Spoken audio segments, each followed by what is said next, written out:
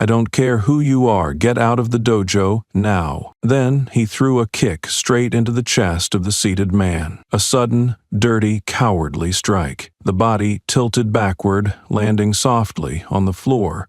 But when those eyes opened, there was only a calm that froze the entire room. Because just a few seconds later, the whole dojo stood up, and when the ones who had stayed silent the longest began to step forward, the so-called police authority no longer held any power. Watch until the end to understand why one wrong kick could shake an entire system. Elijah King was born in a neighborhood in the southern part of Cleveland, where there were more than a few reasons for a child to learn how to react to the sound of footsteps behind them. As a teenager, he once lay on a cold cement floor in a detention center for 18 hours, not because of any specific crime, but simply because a police officer thought he looked like a suspect. Elijah did not resist. He did not argue. He just stared directly at the interrogator, remaining silent until he was released, without explanation, without complaint, and no one asked if he had anything to say. At 22 years old, Elijah won a silver medal at the National Sanda Championship. His coach urged him to join the team and enter the professional MMA arena. The contract was ready, the press release prepared, but Elijah walked away at the last minute. No explanation,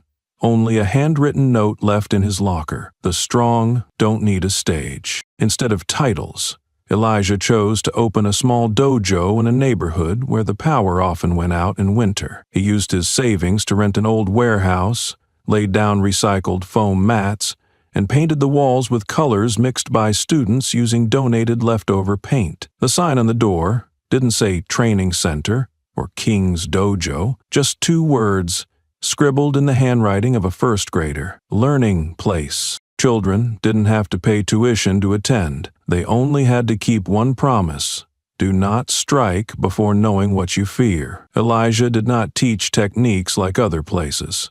No chants, no takedown drills. Each class began with everyone sitting on the floor, eyes closed, listening to the sound of their breath. Whoever opened their eyes early had to stand up and say, "Today I was afraid of." If someone said, "I don't know," they had to stay until the end of class, not as punishment, but to hear what others shared. Some took 3 months to speak, some came once and never returned, saying, "We didn't learn anything." But those who stayed began to change, not because they kicked harder or had quicker reflexes, but because after a few weeks they learned to ask questions with their eyes, instead of challenging with their words. Elijah never had to strike a student, nor raise his voice to earn their respect. Those who broke the rules were given one task: clean the dojo floor by hand, not as punishment, but to hear the sound of their own hands working instead of looking for excuses. In a rare interview, Elijah once said, "I don't teach fighting so people know how to hit. I teach so they know when to stop.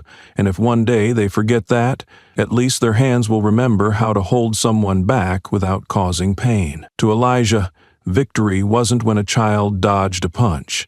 It was when they calmly asked, "Why do I have to fight them?" On the first day, he taught them how to step away from conflict. On the second day, how to stand still when someone else was scared. And on the third day, he had every student write on the board, "I didn't come here to win. I came here to learn to see clearly." Parents who once believed martial arts would toughen up their children began to notice something different. Their children weren't stronger, but they could lift their heads when insulted, not because they were defiant, but because they were no longer afraid of silence. Elijah never advertised his dojo. He didn't need to. Those who needed a place to learn how not to fight always found their way there. And on that morning, when 2 officers entered the classroom for a so-called temporary security check, Elijah was sitting cross-legged in meditation, back straight, eyes lowered to the floor. One of them approached, grabbed his shoulder, and said, "Not answering is resisting." Elijah still did not move. A kick shot out, quick and sudden. His back struck the brick wall. A metallic sound echoed as a lock fell from his sleeve. The next second, the entire dojo moved. and the two men finally understood they were not the only ones watching. That morning, 12 children sat in 2 rows, backs straight, hands resting on their knees, eyes focused on no particular point. The air inside the room felt folded into the soft hum of a slow ceiling fan, and the smell of aged wood steeped in sweat. Elijah sat opposite the class on a mat thinner than usual, the padding having been removed for washing. His hands rested calmly, eyes gently closed, his still posture enough to make one forget this was the same body that had once won Sanda medals. The dojo door swung open with a sound that didn't belong here. A clang of metal hit the wall, followed by a voice coded in the same tone Elijah had come to recognize from the past. Slow, condescending, as if every syllable was meant to assert control without needing proof. 2 officers stepped inside, light tactical vests, heavy straps dangling from their hips. The one in front was white, around 35, walking fast, eyes darting like he expected to find blood on the floor. The younger one seemed more distracted, but his hand hovered near his weapon. "There's been a report of an unauthorized gathering in a restricted zone," the lead officer said, eyes locked on Elijah. None of the children reacted. No one turned their head. Elijah opened his eyes, not meeting the voice that had spoken. He looked straight at the boy in the front row, a skinny kid with slightly pointed ears, breathing harder now out of fear. The officers walked over and stood in front of Elijah. "Are you running this class?" the man asked again, louder this time, trying to overwhelm the stillness. Elijah didn't answer. He didn't bow his head. He just exhaled softly and kept still, his back unmoving. Something in that silence made the officer restless. Maybe it was because Elijah showed no fear, no anger. Maybe because he didn't give off any of the familiar signals officers looked for in psychological control. Or maybe, simply, because he remained seated, and that alone made the man feel out of command. The kick came fast, from close range. The boot struck Elijah square in the chest, hard enough to knock an ordinary person down. But Elijah didn't fall. His body shifted slightly, his back hitting the wall with a dull thud against the old concrete. Only then did his eyes move, and not toward the man who had kicked him. He looked at the children, and that gaze did what the kick could not. It broke the stillness in the room. The smallest child, a second-grade girl, stood up first, simply because something in Elijah's eyes said, "It's time." Then the second, then the third. All stood, turned, and faced the 2 officers. 12 pairs of eyes looked straight ahead, asking no why, seeking no justice, needing no adult to step in. They just stood there, as if the only meaningful act now was to exist, clearly, firmly, right where they were. The officer who had kicked Elijah looked around, momentarily stunned. The younger partner glanced nervously toward the door, fingers brushing his radio, but no one gave a command, and no signal suggested that what they had done was necessary. Elijah remained seated. He adjusted his breath, rolled his shoulders slightly to ease the tension, then slowly raised a hand, signaling his students to lower themselves. The 12 children sat back down all at once, backs straight, eyes closed. As for the 2 men, for the first time that morning, neither could say a word. And outside the dojo, the wind chime above the door continued to ring quietly, just like every day. But this morning, no one came in after them, and no one left the same as when they arrived. After the kick, the entire room felt crushed by a strange kind of silence. No one screamed. No one rushed to grab a phone. No emergency calls were made. The children remained standing, eyes wide open, but they didn't panic. They didn't run. They didn't shout. They didn't call for adults. A quiet, collective reflex spread, and each child rose as if pulled by the same inner tension. Shoes touched the wooden floor without a sound. The movement followed no command, needed no cue, but was so orderly that the adults in the room suddenly sensed they no longer had control. Each small pair of eyes turned to Elijah, not with fear, but with a kind of waiting.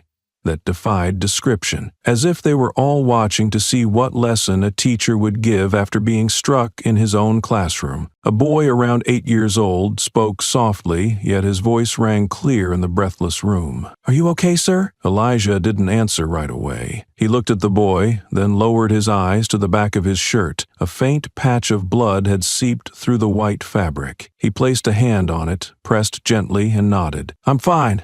Still standing." The answer didn't comfort the boy entirely, but it didn't frighten him either. Slowly, the child stepped back to his row and sat down as if he had never spoken. The rest of the children followed, lowering themselves one by one as quietly as they had risen. Elijah remained seated as before, one hand holding the wound, the other resting lightly on his knee. He didn't turn toward the two officers. He didn't say another word. The dojo's side door creaked open. The familiar sound of old hinges was just loud enough for everyone inside to notice. Marcus appeared like a shadow forged by experience. Broad frame, an old martial arts uniform hidden beneath a zipped jacket, though the outline where a belt once held a weapon was still visible. His gaze swept the room unblinking and landed on Elijah. No one introduced him, no one explained what was happening, but it was clear Marcus understood. He moved quickly to his old friend, crouched low, glanced at the blood, then locked eyes with Elijah. No questions were needed. The calm in Elijah's eyes spoke louder than words, and for someone who had led special operations, Marcus knew that was enough. He turned to the two officers and spoke coldly. "Name, rank, and reason for entering." His voice was dry, each word sharp like a short-range shot against stone. The older officer hesitated, eyes shifting as if weighing whether to show identification or back out, but Marcus didn't allow the pause. "You just kicked a seated instructor in front of minors. Everything from this moment is being recorded from 4 angles. I suggest you choose your explanation very carefully." As he finished, a phone rang in Marcus's coat pocket. An old device, never used for daily communication, now lit up. The dojo's hidden camera system, triggered by abnormal motion, had automatically sent footage to his private receiver. It was a system he had designed after learning that, in many cases, evidence was only considered valid when it came from the system, not from the person. The younger officer shifted slightly toward the door, but Marcus caught the movement with his eyes. He pointed toward the students. "Take another step and you'll be explaining this to every parent whose child is witnessing it. They don't forgive easily, and they're all registered voters." That line was not a threat. It was truth shaped by experience. Marcus no longer held rank, but he had never left discipline behind. He had simply shifted roles, from enforcing control to teaching how to command respect without it. A student quietly brought Elijah a bottle of water. Elijah nodded in thanks. As he twisted the cap, the veins on his hand tensed, enough to show the officer he did not avoid fights out of fear, but because he knew how to make others stop. Marcus glanced at the side door.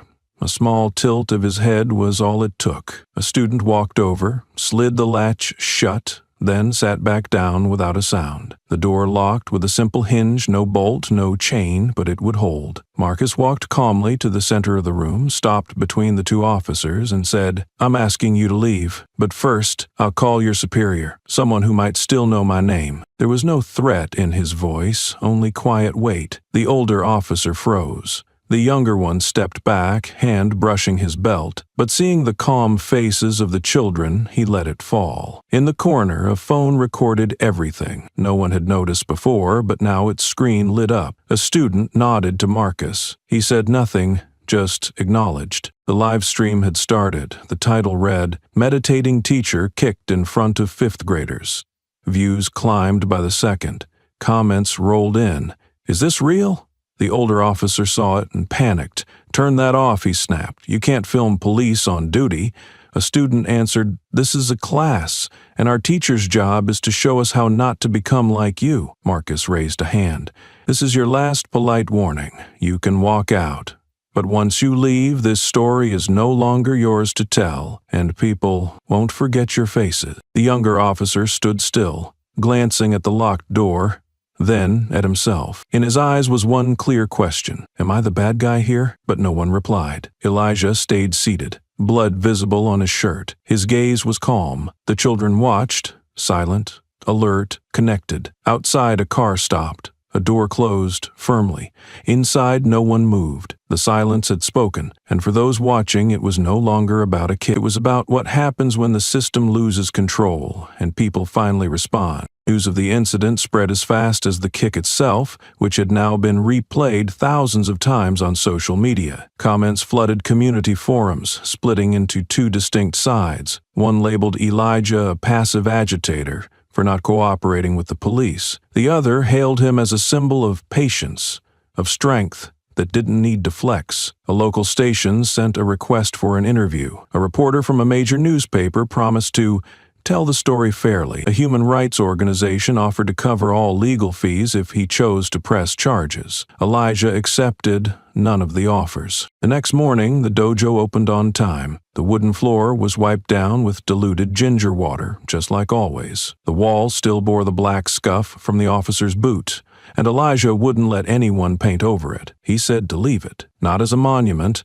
but so the students would understand. Some marks are not meant to be hidden, nor should they be explained away. During the first class after the incident, Elijah didn't speak for the first 20 minutes. He let the kids warm up, then sat in the corner of the room as usual, waiting for them to settle into their breath. Only when the room was still enough did he begin to speak. His voice didn't rise or dip, just steady, like reciting something long understood. Violence is easily accepted, he said, because it makes people feel stronger. It's simple, fast, and gives a sense of victory, even when no one asked why we had to win. The kids sat quietly, absorbing every word, not because Elijah used unusual language, but because when he spoke, none of them felt like they were being lectured. What they liked most about him was that he didn't claim to be right. He just asked and let them find the answers. A girl near the door raised her hand. Her ponytail was hastily tied, and a smear of ink from the previous day stained her collar. She looked at Elijah without blinking, then asked, "But if you stay quiet like that, won't they do it again?" The question didn't stir the room, but it struck at what everyone else had been wondering. One child glanced at the wall with the boot mark. Another looked down at their own hands. Elijah didn't respond right away. He looked at the girl for a long moment, then nodded. "Silence isn't to be spared," he said. "It's to see how many are willing to witness. If everyone sees it, it won't happen the same way again. Next time they'll have to think longer, because they'll know someone is watching." The girl didn't fully understand yet, but the confusion on her face began to fade. Maybe, for a child, the point wasn't about reasoning, but about knowing the adults weren't avoiding the question. Another student, older, murmured, "My dad shared the video. He said, 'That guy's too stubborn.' But my mom said, 'That's the kind of stubborn you should learn from.' I don't know who to believe." Elijah smiled. He didn't say who was right. He only offered, "Listen to the one who makes you want to be better." That answer was enough for the boy to nod and sit up straighter. Elijah's injury hadn't healed. Every time he twisted or bent, he winced. But he didn't miss a single class. Not because he feared disruption, but because he knew the kids were watching him learn how to endure without turning pain into a weapon. The way he entered the class, taught each breath, and corrected each hand gently was his only reply to a world that assumed the only answer to violence was more violence. And in doing so, he taught them that sometimes the strongest act isn't to strike back, but to know you're being seen and still choose to hold your stance. That afternoon, after class ended, Elijah stepped into the yard behind the dojo to stretch.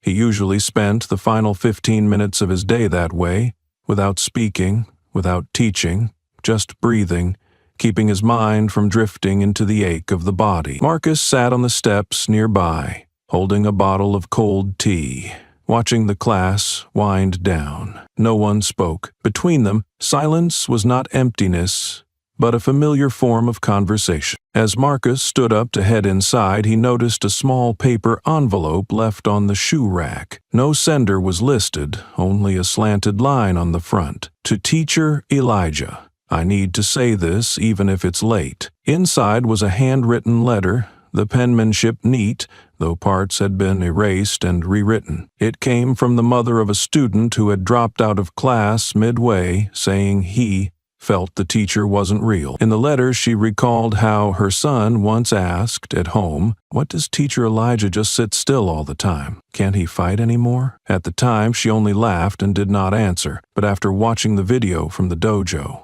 the moment Elijah was kicked and thrown against the wall, yet stayed seated, the boy turned to her again and asked, "So, is he strong?" That question startled her, not because it was hard, but because it came from real confusion, a child trying to understand what strength meant in a world where the one who strikes first often wins. In the second part of the letter, she admitted she had felt uneasy with Elijah's way of teaching, a quiet black man, eyes closed at the end of class, never raising his voice, never asserting power. For someone like her, who had lived nearly 50 years in a society where safety often came from someone taking control, Elijah's silence once felt suspicious, as if something wasn't quite right. But in the end, what changed her mind wasn't the kick, nor the blood seeping through his white shirt. It was the look Elijah gave his students afterward. Not angry, not worried, but present enough that she felt compelled to write. At the end of the letter, she wrote, "My son once thought you were weak, because you didn't fight back. But when he saw the whole class rise at your glance, I understood you weren't teaching him to strike. You were teaching him how to respond without hitting. I thought I had taught my child well. Now I know I have to relearn." The letter was pinned to the main wall of the dojo, beside the cleaning roster and training schedule. Elijah never spoke of it to the students, but those who read it could tell the handwriting came from an adult. Uncertain and honest, so unlike the forced moral lessons they heard at school. Marcus had suggested putting it up. He never explained why, only said, "Some things deserve to be seen, not filed away." At the bottom of the letter, he added one short line, "The one who taught my child didn't strike back, so I must relearn how to respond." Not long after, some parents began staying a bit longer after pickup. They weren't checking progress. They stood quietly outside, watching through the window as the kids meditated or helped each other adjust their stance. One father even asked to sit in on a class. Not to learn martial arts, but to understand why his child, who used to be irritable and impatient, now paused before reacting. Elijah agreed, as always, with no conditions or requirements. To him, the dojo wasn't about perfect kicks. It was a place where people practiced listening to themselves. And sometimes, a place where adults learned again from the silence that children had long since grown used to. The suspension notice arrived at the dojo on a Monday morning, bearing only a brief headline, stamped in red, "Temporary halt of unofficial training activities due to potential risk of inciting social unrest." No detailed explanation, no specific legal references, and no in-person meeting to deliver the decision. Just a thin envelope slipped under the door, as if the system intended to close the matter with a piece of paper and silence. Marcus was the one who opened it. He read it once, folded it, and didn't hand it to Elijah right away. Instead, he swept the floor as he did every morning, wiping over the wooden slats that had begun to curl from the rainy season, then stepped out to the backyard of the dojo, where the students were waiting. Elijah already knew before Marcus said a word. He only had to see the way Marcus stepped out, slow, solid, to understand something unjust had just happened. But, as always, Elijah didn't respond with questions. He rolled up the mat, slung it over his shoulder, and walked to the grassy field behind the building. The older students followed, then the younger ones. No commands were needed. The land behind the dojo had once been just a patch of weeds where the kids played tag. Now it has become a classroom. Marcus stood in the center, holding an old lesson plan, the one he had written by hand in the early years of opening the dojo, back when he still believed the system would support what he was building. He opened the session with a question. "Who can give me an example of a response that doesn't require force?" A student raised their hand. "Staying silent when someone insults you." Another added, "Not running away when someone threatens you." Marcus nodded, his eyes lit with that particular brightness found in those who have lived long with the belief that patience is not weakness, but the highest form of skill. Elijah stood at the back. He didn't teach, not because he was forbidden to, but because he wanted the students to learn how to stand on their own, without needing the teacher's constant presence. He quietly observed each reflex, each misstep in direction, each mistimed head tilt, and every moment when they corrected one another. He knew the essence didn't lie in the stances, but in how the kids learned to truly see each other. 1 week after the dojo's indoor training was suspended, a stranger appeared in the outdoor class. He was a man in a hooded jacket, wearing a baseball cap pulled low over his eyes, walking with a slight hunch. He stood at the edge of the yard, trying to keep his distance, yet too close to be considered a passerby. At first, the children didn't notice, but just a few minutes later, an 8th grade boy whispered to Marcus, "That guy won't look anyone in the eye." Marcus turned his head. The man was pretending to check his phone, but held it awkwardly, neither tapping nor scrolling. Marcus walked toward him, stopped about 10 feet away, and asked a single question. "Who are you looking for?" The man did not respond. His eyes stayed lowered, body pulled tight between leaving or staying. Marcus said nothing more. He turned to the students and called out, "Class continues. If anyone sees someone arrive without greeting, report it to me." The man understood. He left quietly, without a word. But before he disappeared past the fence, Marcus noticed the clipped pant leg, common among plainclothes officers. A few nearby parents saw it too. That afternoon, Elijah wrote a short message on the dojo's board. "We learn martial arts to recognize what is not real, and even then, stay calm." It was not an accusation, just a reminder that some people enter not to understand, but to monitor.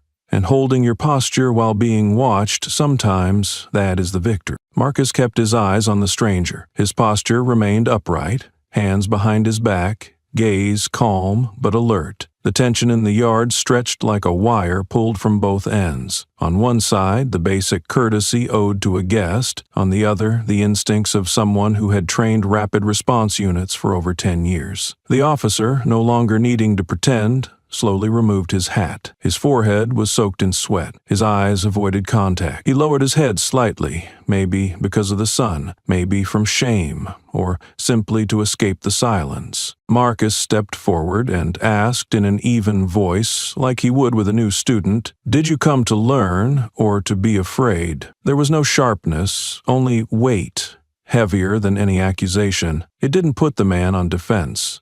It made him examine himself. The officer gave a small nod, turned, and walked away. No one stopped him, no one called him back. His retreat was silent, but no one mistook it for peace. The children on the grass said nothing. They didn't need an explanation. Here they had learned to observe without rushing to conclusions. Elijah stood at a distance, leaning against a tree, watching everything without stepping in. His expression held no triumph. He didn't want the man to feel humiliated, only to understand this place was not for testing quiet power. A parent happened to record the moment on their phone. The video was first shared among the parent group, then quickly spread to educational forums. The discussion wasn't just about the officer's actions, but about how the dojo responded. No shouting, no chasing, no escalation, just a question, and the man left. Comments grew quickly. They handled it like real adults. An education blogger requested an interview with Elijah or Marcus, but within 3 hours the blog post was removed. The reason given was sensitive content related to ongoing racial media crises. Internal emails circulated in local newsrooms. Pause coverage on King's Dojo. Reason, public stability priority. For some, the story ended there. No headlines, no reports about the officer's unannounced visit, no segments, no statements, no news from the department. But for those who were there, it stayed. The moment became a lesson without grades. One child later wrote in their notebook, "Today, someone came to class not knowing they were the one who needed to learn." Marcus read it, said nothing, underlined it in red, and wrote beside it, "Good." And sometimes, knowing you need to learn is the bravest thing. A few days later, a public school teacher emailed the dojo asking permission to use the video in a civics class. Her request was denied by the administration, citing not aligned with current curriculum. When Elijah found out, he quietly printed the letter and pinned it on the wooden board near the entrance. On it, he attached a note: "We don't teach through violence." Maybe that's why some think we don't. Despite the silence, the story spread, not by headlines or viral clips, but through whispers from parents who had heard their kids say, "Today, Teacher Marcus looked a grown-up in the eye without blinking, and that man walked away." Truth does not need media to exist. Sometimes, it only needs to be witnessed by those who know how to look someone in the eye without lowering themselves. And at that dojo, it happened. No shouting, no noise, but everyone there remembers. The video of the kick spread faster than anyone could contain, but what few people knew was that it had not been recorded from inside the dojo. None of the students, parents, or instructors had reached for their phones during the incident. That fact once raised a question: where had the footage come from? The answer emerged quietly, yet it was powerful enough to shake an entire system. The source of the footage was not civilian cameras, but a dash cam mounted on a police vehicle. By regulation, such equipment is tasked with documenting every interaction while the vehicle is on patrol, especially cases involving enforcement or stops of suspicious individuals. But in theory, that footage was never meant for public viewing.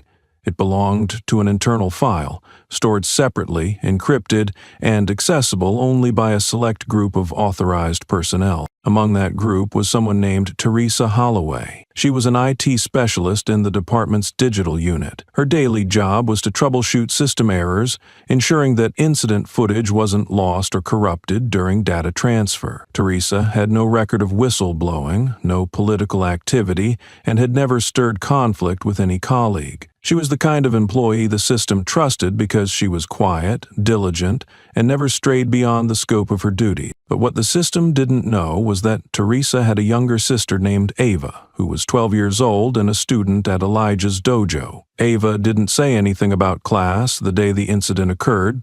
She came home like usual, ate dinner, did her homework, and went to bed early. There was only one strange thing. Late that night, Teresa found her sitting silently on the sofa, eyes wide open, staring into the darkness outside the window. When asked, Ava simply said, "Today someone kicked our teacher." That sentence came without tears or outrage, but something in her tone made Teresa turn on her computer as soon as Ava fell asleep. She accessed the system, typed in the patrol unit ID from that day, and opened the video files in chronological order. The footage, 18 minutes long, was recorded from the low angle of the patrol car's windshield, almost entirely unobstructed. It began with the two officers stepping out and walking toward the dojo. 10 minutes in, the kick occurred, clearly unprovoked, with no resistance.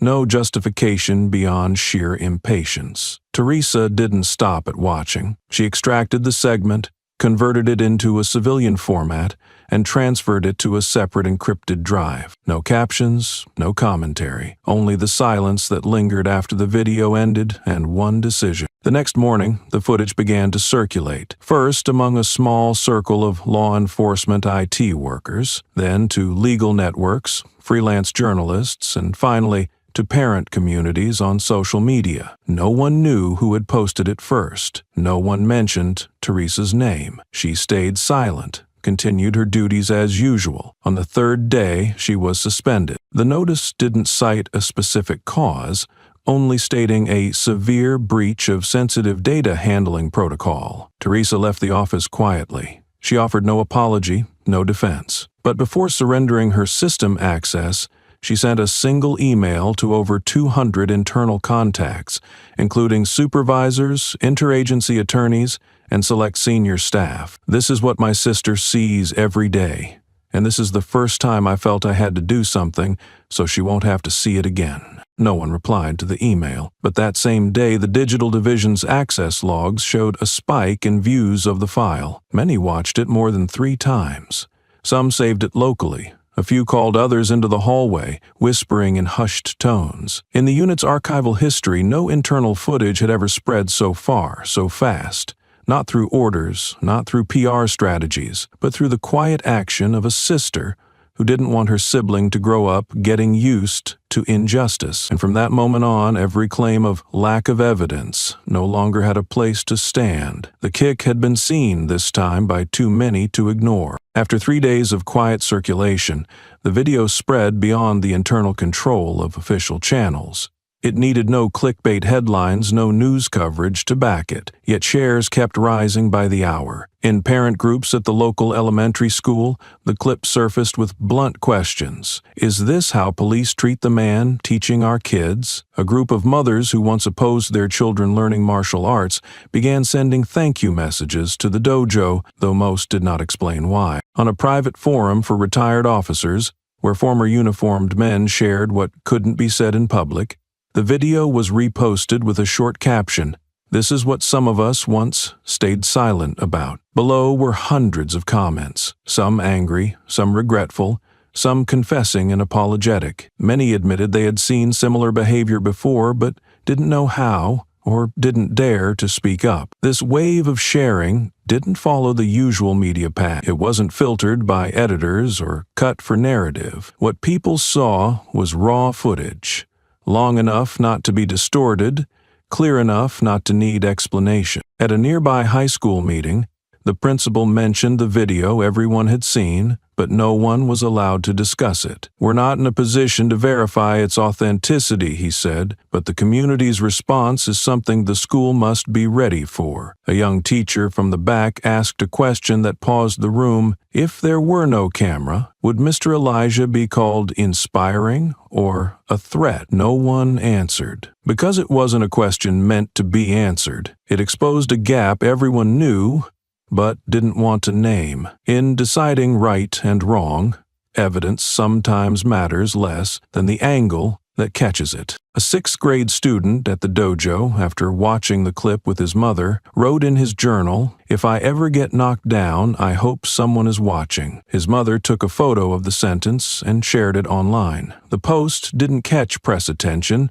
but it was shared thousands of times by people who had quietly lived with the feeling that they were only believed if someone else had seen it too. At the dojo, Elijah did not change the schedule. He didn't mention the video or offer any lesson about it. But one day, when a boy asked, "If no one saw you get kicked, would they say you lied?" Elijah nodded. "Maybe," he said, "and that's why some things must still be told, even when we think no one is listening." Marcus dedicated one class to the idea of witnessing without filming. He taught the students how to observe, not for proof, but to remember what they truly saw. If everyone keeps looking and doesn't look away, we don't need a camera for the truth to exist, he said. Thanks to the video, the dojo's place in public perception began to shift. It was no longer a martial arts center with issues, as some had implied. It became a symbol for a larger question.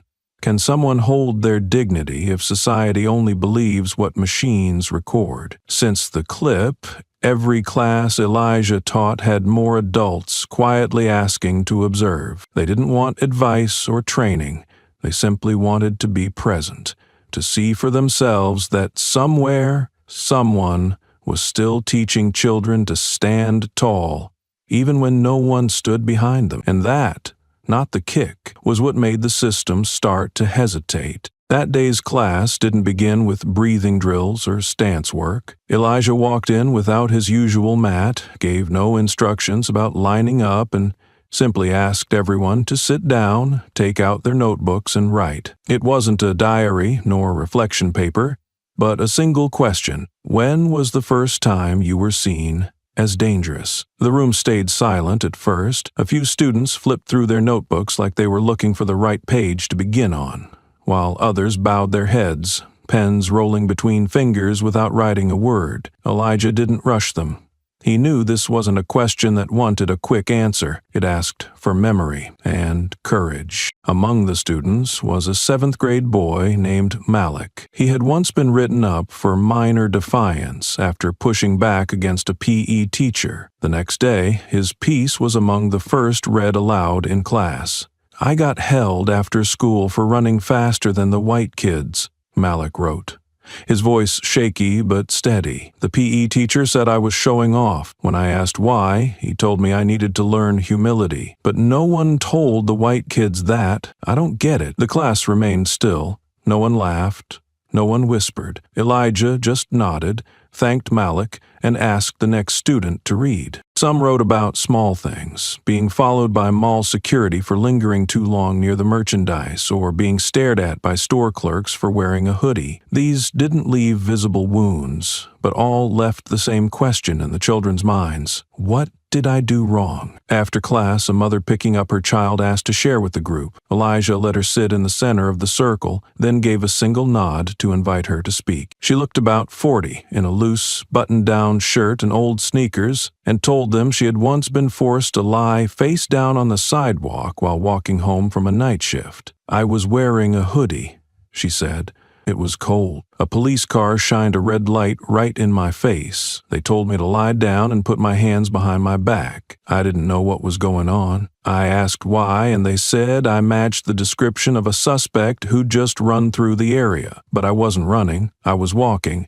And I'm a woman. The suspect was a man. She told the story without tears. Her face remained composed, but her hands, clasped together in the afternoon sun, kept the students' eyes locked. When they let me go, she continued, one of the officers said, "Next time, if you're not doing anything wrong, don't cover your face." I didn't respond. I just wondered, had they even looked at my face? A girl in the class asked softly, "Did you tell anyone?" The woman smiled faintly and shook her head. I didn't think I should, because I knew no one would believe me without a video. Then she looked at Elijah, as if to confirm that this was still true. Elijah didn't nod or deny it. He simply looked at her for a long time, then turned to the class and said, "Write down what you just heard, not to remember it, but so that if someone asks, you can tell the story." That day's writing wasn't graded. There were no spelling corrections, but each page read aloud became a small mirror, reflecting a kind of unease no ethics curriculum ever mentions. Elijah didn't comment, didn't analyze. He let each story lead directly into a truth, that most of these children had learned to adjust themselves, not because they were wrong, but because they didn't want to be noticed. From that day on, once a week, Elijah replaced practice with a writing session, not to help the students forget what had happened, but to remember, sometimes, what makes you suspect is not what you do, but that you exist. And when someone dares to name that feeling, it is no longer a hidden wound. It begins to turn into a story. And a story, if enough people hear it, can shift how a generation responds. The writing exercise Elijah gave that day was quiet, unofficial, not part of any standard curriculum on ethics or life skills. Yet what the students wrote was passed from parent to parent at gatherings, then spread to community groups, and eventually reached teachers at public schools looking to renew their approach. 1 week later, at Lincoln High School, an English teacher named Anna Fisher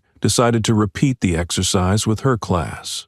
She did not explain, only asked them to write a short paragraph about the first time they were seen as a threat. No prompt about race, gender, or status. Her aim, she said, was to let students face the ways society had labeled them. What she didn't expect was the backlash from parents. Most of her students were white and came from middle-class families. That evening, the school received messages, emails, and phone calls demanding to know the real agenda behind the assignment. One angry parent wrote, "My child has never been suspected of anything. He's a good student. There's no reason for him to think about being seen as dangerous." Within 48 hours, Ms. Fisher was asked to stop teaching, and the school board called an emergency meeting with parents. At that meeting, the principal declared the assignment inappropriate for core learning goals and said it could impact students' emotional safety. Those words were recorded in an internal memo, along with a recommendation to terminate her contract. News of her suspension spread faster than the students' positive feedback. One student wrote that it was the first time the school allowed them to ask a question without a clear answer. Another said the exercise made them think about classmates they had never asked, "Have you ever been afraid to come to school?" And Elijah and Marcus heard that Miss Fisher had been dismissed. Marcus stayed quiet for most of the afternoon. When Elijah asked what he thought, Marcus simply said, "They're scared." The next morning, Marcus attended an extended session of the District Education Board, where members discussed content sensitivity measures in classrooms. It was a closed meeting, but Marcus was invited as a community advisor, a title that sounded polite but carried no voting weight. Marcus didn't read from a prepared statement when it was his turn to speak. He stood, both hands on the table, and said, "If we don't let children tell the truth, then don't ask why they grow up afraid." Some of the board members looked at the secretary to take notes. Others avoided his eyes. No one interrupted, but no one applauded. Marcus hadn't come for approval. He wasn't there to lobby policy, but to remind them, in a society where students are taught silence as survival, silence itself becomes the danger. As he left the meeting, a young man, an aide to a board member, followed him into the hallway. He didn't ask for anything, just said quietly, "I was one of Mr. Elijah's students. That assignment was the scariest thing I've ever done, but it was the first time I wrote about myself and not for a grade." Marcus nodded and kept walking. In his pocket was a photocopy of a 6th grader's writing from the Dojo, which began simply, "The first time I feared myself was when I thought if someone was afraid of me, I must have done something wrong, and maybe from that small sentence the question of danger found its real place, not in the child, but in how adults choose not to listen." The name of the officer who kicked Elijah was finally made public after multiple rounds of evasion.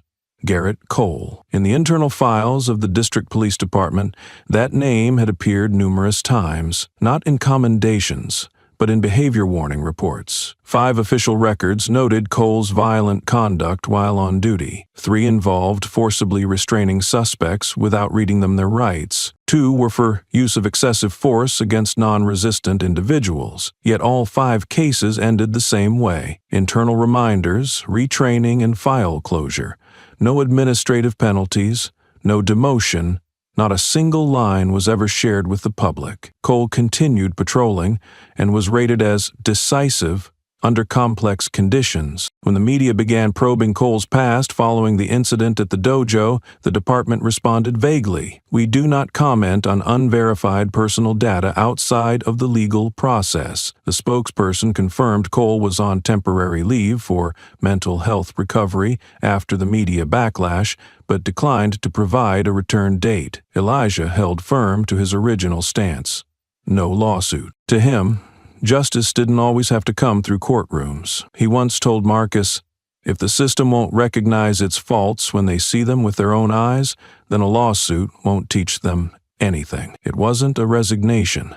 It was a deliberate choice to make space for others to speak without relying on the central figure. The person who spoke out turned out to be someone the dojo knew well. Jonathan Pierce, 32 years old, had been one of Marcus's students in high school. He had never excelled at martial arts, often being the one most frequently called up to correct his form, but Marcus remembered him for something else. He was always the first to stand when justice was questioned. Jonathan studied law at Howard and later worked at a small civil rights firm. He had never led a case big enough to make headlines, but this time he filed a petition in district court without notifying anyone. The suit was not in Elijah's name, but filed on behalf of a community of minors exposed to unjustified violence by an agent of the state. Jonathan's language avoided the heavy legal jargon often seen in litigation. Instead, the petition opened with a quote from a 6th grade student at the dojo. "When I saw our teacher get kicked,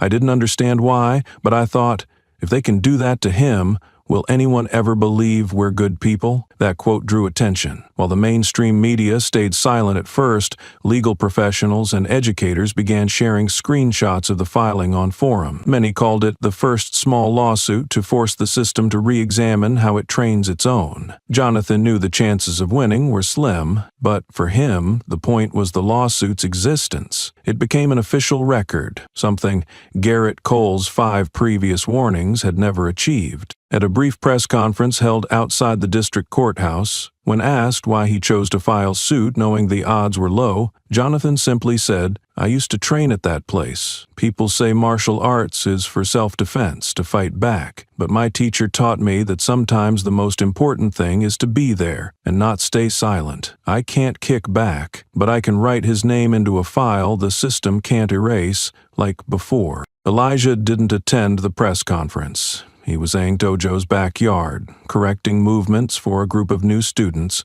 But when Marcus repeated Jonathan's words to him, Elijah just smiled and continued the drills. He learned the right way, he said, and more importantly, he didn't learn to strike back. He learned to remind. As soon as the lawsuit was made public, Marcus's phone started ringing unusually often. Calls came from unknown numbers, many leaving similar voicemails. "We'd like to discuss a way to handle this in a manner beneficial for all parties." Marcus didn't answer any of the calls. He kept only one message, the one sent by the city's chief of police. That message was short, just 4 lines. Polite and somewhat softened. "I trust you don't want to see an unfortunate event like this damage the entire department's credibility. We hope you'll help return this matter to its proper level of concern." Marcus did not respond immediately, but 2 days later, he made the call. The conversation took place in a small office inside an old legal building, no recording,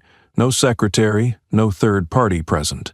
The police chief, a man past 50, with graying hair and a weathered voice, began with the kind of lines anyone familiar with the system would recognize. "We all understand that one isolated act can't represent the entire force. I know you used to be involved in training, and I respect that history, but this lawsuit, if it moves forward, it will trigger unnecessary reactions. It would be better if we could ease the public tension." Marcus listened without interrupting. When the chief finished speaking, Marcus placed a large printout on the table, a still image of Garrett Cole kicking Elijah while he was seated.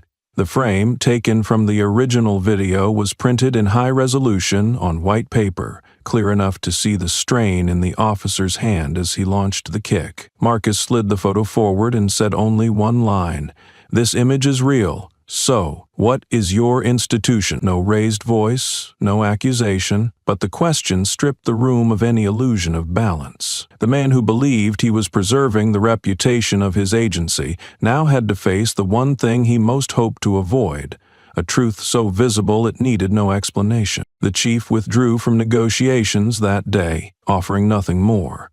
But 2 days later, a suspension order for Garrett Cole was issued. However, instead of prosecution or formal investigation, the statement simply read, "Officer temporarily unfit for patrol duty due to media pressure." Not a single line addressed the use of excessive force. The community responded differently. On local forums, parent and teacher groups began hosting discussions around the topic, the right to ask when being questioned. Small flyers were handed out at school gates, corner stores, and churches. The message was not to resist, but to guide.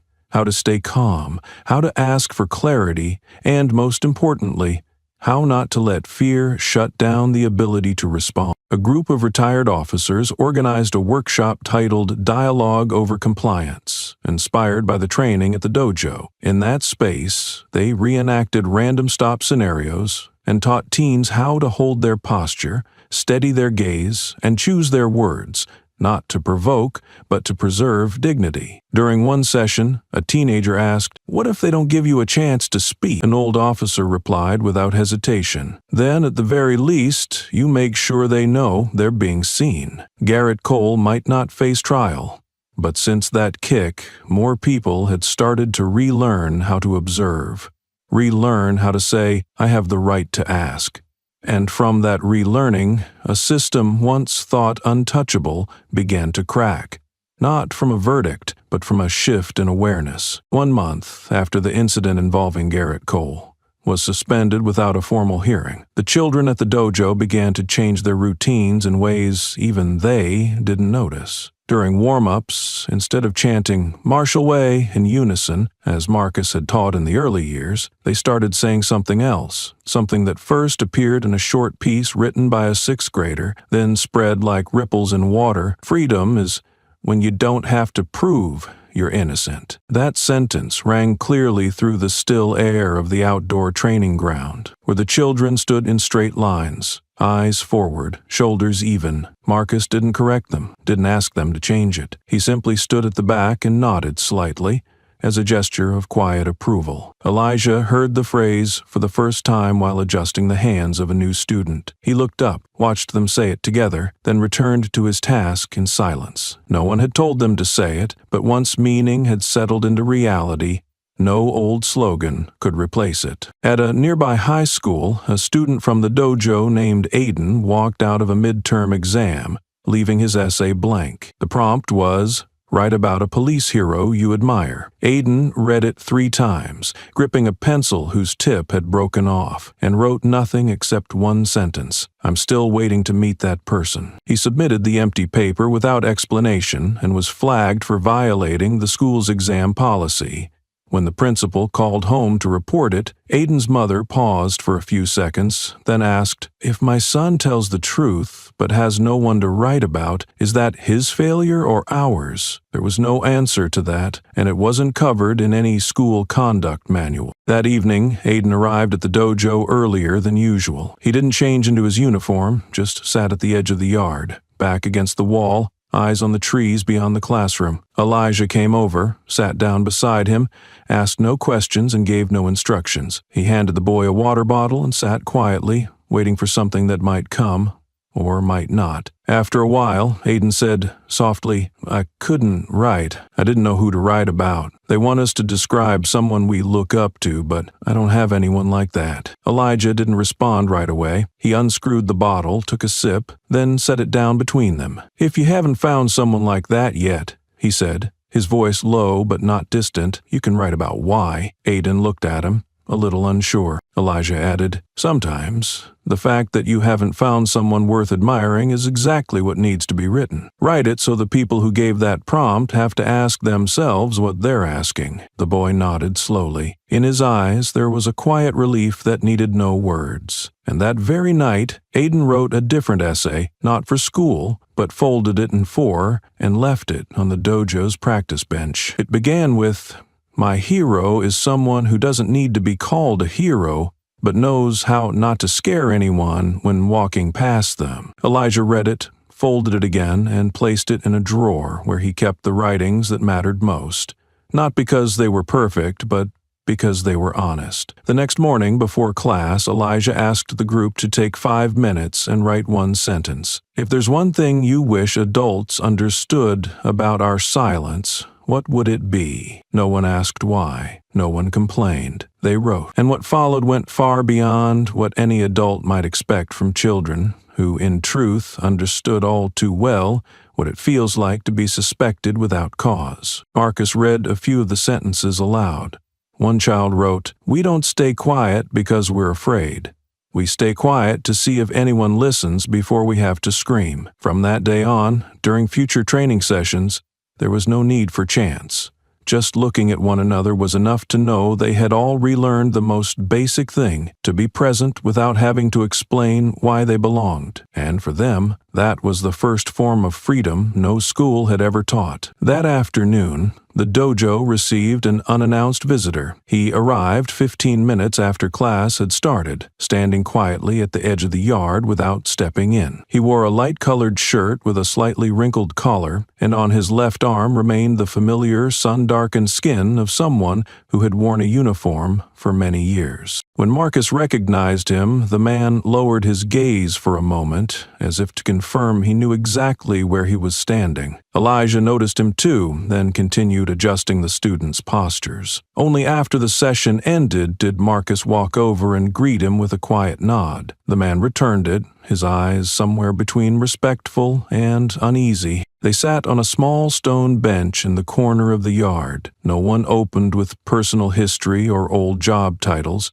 but after a few minutes the retired officer spoke. His voice so soft, Marcus had to lean forward to hear it. "I was trained not to look suspects in the eye." That sentence was nothing unusual for anyone in the profession. It was part of risk reduction protocols, repeated often as a method to avoid triggering defensive reactions. But here, in a place where children were taught to look straight ahead when answering, and silence was not avoidance, that admission carried a different weight. It was more than a confession. It was a recognition of a system that trained people to avoid acknowledging one another's humanity. Elijah did not join the conversation. He quietly packed the equipment after class, wiped the mats clean of sand, and stacked them as usual. But as he passed by, he glanced at the man sitting with Marcus, and for a brief moment their eyes met. After everyone left, the dojo returned to its usual state. Still, no footsteps, only a few leaves rolling across the old cement floor. Elijah walked slowly toward the bench where the man had sat and left a small, folded piece of paper. No one saw him write it, and no one was told to read it. But the next morning, when Marcus arrived early to prepare for the children's class,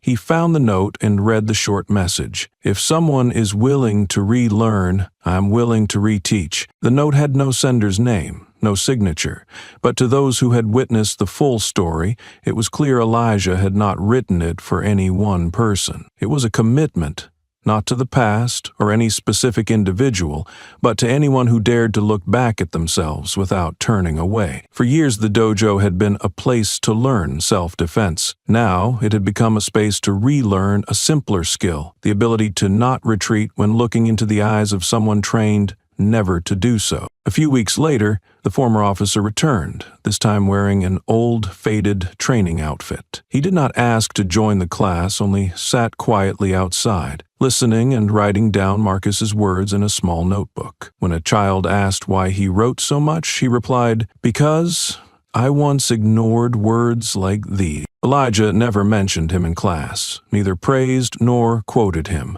But at the end of each session, as he closed the dojo, he would look toward the bench where the man usually sat, not to check who remained, but as a quiet acknowledgement that someone relearning, even late, is still someone moving forward. And here, that has always been enough to begin again. Around early June, a set of documents was leaked from an anonymous address to human rights groups, police oversight organizations, and several independent media outlets. The attached files had no bold titles, but once decrypted and categorized, they revealed what many had long suspected, but never been able to prove. Over the past 8 years, dozens of internal video recordings showing coercion, beatings, and verbal abuse of civilians had been filed under insufficient grounds for disciplinary action within the city police department's internal system. These videos were not deleted but encrypted, labeled as internal archive, and never forwarded to independent review boards or prosecutors. They simply sat there, quietly, like a locked drawer everyone knew about, but no one dared to open. Among the leaked materials, the name Garrett Cole appeared no fewer than 6 times. One clip showed him dragging a black man out of a car because it looked too new for his credit profile. Another showed him grabbing a teenager by the collar at a school gate for talking too fast and showing signs of distraction. But the video that drew the most public outrage was a 4-minute recording of Garrett handling a man in a wheelchair, snatching a bag from his lap, and shoving the wheelchair against a wall while shouting, "That kind of movement is suspicious." The man in the video was Lawrence King, 61 years old, paralyzed from the waist down after a workplace accident, living on disability, and often visiting the public library to read. The day he was restrained, he had been backing away from a staircase and had to turn sharply to avoid a puddle, an act Garrett deemed suspicious behavior. The internal report marked the incident as resolved on site, no follow-up necessary. There was no medical report, no investigation record, and no apology ever sent to Lawrence. After the videos were leaked, numerous civil society organizations called for all previously closed misconduct files to be reopened. The growing public pressure forced the Federal Department of Justice to dispatch a special investigative team to the city. In its first press release, the agency stated it would conduct a comprehensive review of all allegations involving civil rights violations. More than 2 weeks later, the investigation results were released in a document under 5 pages long. The official conclusion discrimination, insufficient evidence to determine discriminatory intent or systemic bias. Immediately following this statement was a clarification that while conduct may raise concerns regarding judgment, it does not meet the threshold of a federal offense. The announcement was quickly picked up by mainstream media. Evening news programs led with the summary: Officer Cole case will not result in prosecution. Most residents were not surprised. They had seen similar conclusions before, but being used to it didn't mean accepting it. And this time, the response spread differently. On community bulletin boards, people posted photos of Lawrence King with handwritten captions: "Suspicious movement, by whose standard?" On social media, the hashtag #NotEnoughIntent gained traction, accompanied by dozens of examples of unnamed, unpunished cases. At a public meeting, a mother stood and said, "My child asked me, if it's not wrong enough to call it wrong, then when will they stop?" Marcus read the entire report without expression. He sent a short email to Elijah, attaching the video of Garrett shoving Lawrence. There was no commentary, only a single line quoted from a 5th grade student at the dojo, written after a class session. "Sometimes they don't hit you, but they make you feel like you're not there. That's also how they win." And in that exposure, even without a single charge filed, the story did not end in paperwork. It began to reach something the system could not manage: the awareness of the audience. And when that awareness escapes the walls of procedure, even what isn't enough to prosecute becomes enough to change how a community redefines what is right.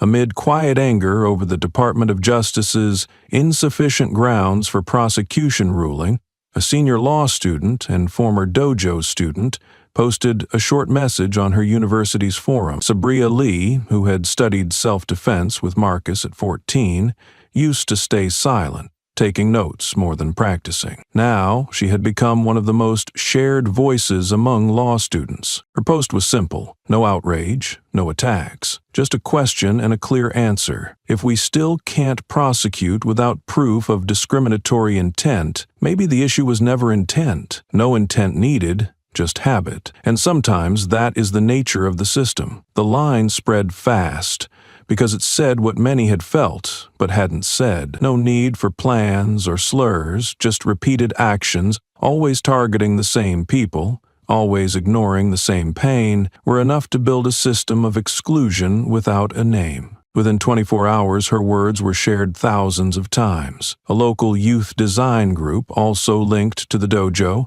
asked to print the quote on shirts. No branding, no sales, just black shirts, white text, printed by hand and given away. Students passed them around, printing more as demand grew. They didn't wear them in class, but after school they wore them like a quiet badge. Some older teachers were unsettled. "What are you trying to say?" one asked. A student replied, "We're not saying, we're listening.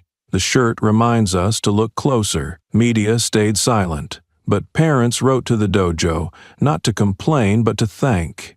Their children were asking questions. "Why don't you want me to wear a hat in the store?" Marcus hung one shirt in the dojo, not framed, just on a hook by the door. When asked why he didn't protect it, he said, "It needs to be worn, it needs to wrinkle, it needs to sweat. That's when the words matter." Sabria kept studying, unnoticed, but when she saw her words on someone's back, she looked straight at them, just like Elijah had taught. If you face the wrong habit, it stops hiding. And from a single shirt, in a system built on unseen habits, just naming the pattern was enough to make it pause. Just when it seemed the investigation into Garrett Cole would fade after the Justice Department's conclusion, Marcus kept searching, not because he hoped for a conviction, but because he didn't believe the kick that day was a spontaneous reflex.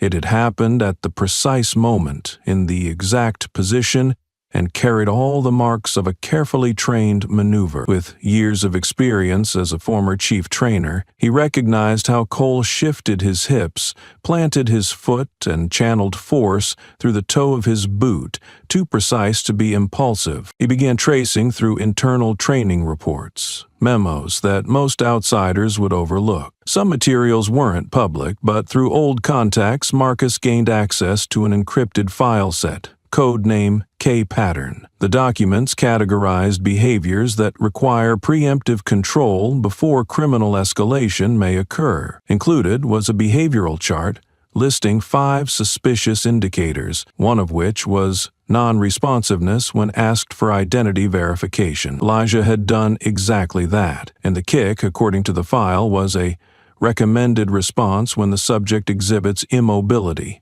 that could disrupt crowd control. The wording was clinical and cold, but Marcus understood the subtext. This was an order disguised as protocol. The person who approved that training material held the title Chief of Tactical Behavior, an influential role within the internal command structure. Marcus froze when he saw the name, Ronald Greaves. It was a name he knew. 15 years earlier, Elijah had declined to train a cadet due to his disrespectful behavior toward female trainees. During an observation session, the cadet repeatedly mocked a young woman for improper defensive form. Elijah had halted the session and addressed it on the spot. When the cadet tried to dismiss it as a joke, Elijah concluded, "Anyone who sees vulnerability as a joke should never be taught how to control another person." The cadet was removed from the program, not disciplined, not blacklisted, just denied further training. Somehow, years later, he returned to the system,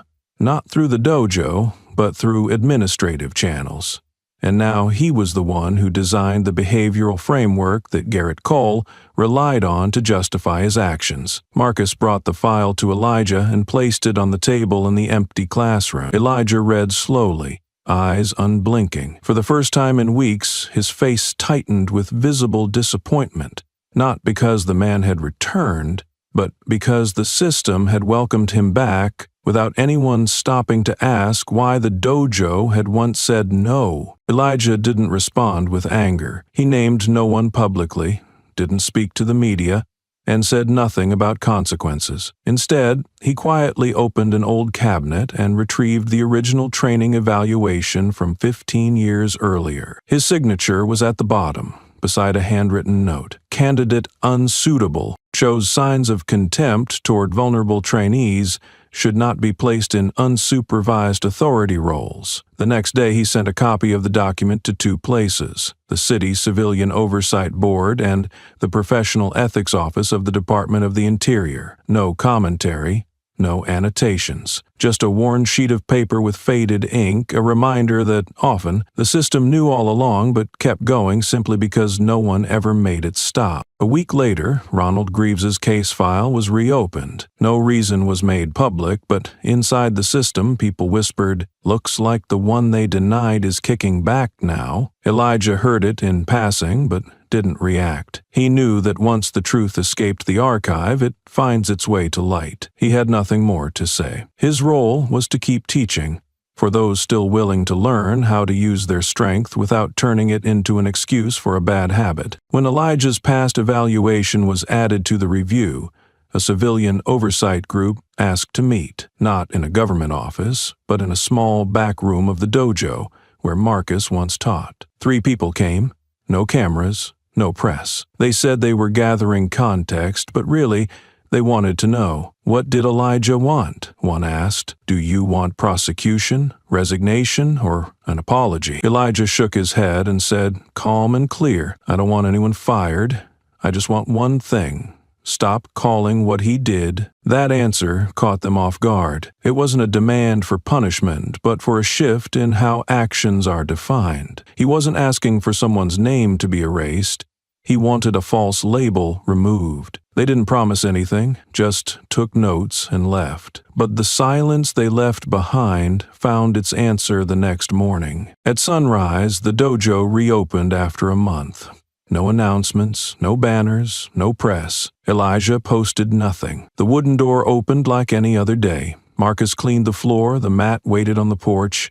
But a long line had already formed outside. Parents stood with their kids in old uniforms, washed and ready.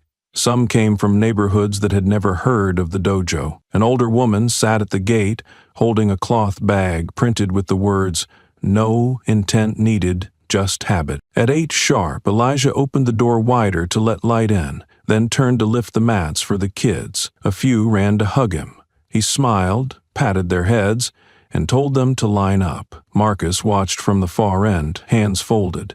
He didn't need to ask anything more. Elijah had answered, not with protest or press, but by reopening the door, not to prove anything, but to claim one truth. If wrong can be defended by the system, there must be a place that refuses to call it right. That day's class felt normal, but everyone there knew something had changed. The dojo wasn't just a place to train anymore, it was where people learned how not to fold, how to stand, meet someone's eyes, and not need to prove they deserved to be heard. And from that day on, no one could ignore it. On a midweek morning, the district courthouse received a sealed envelope with no sender's name, only one line in capital letters, not one more. Inside was a printed document detailing 3 separate incidents, each outlining the time, location, and coercive actions taken by Garrett Cole. The descriptions carried no emotional language.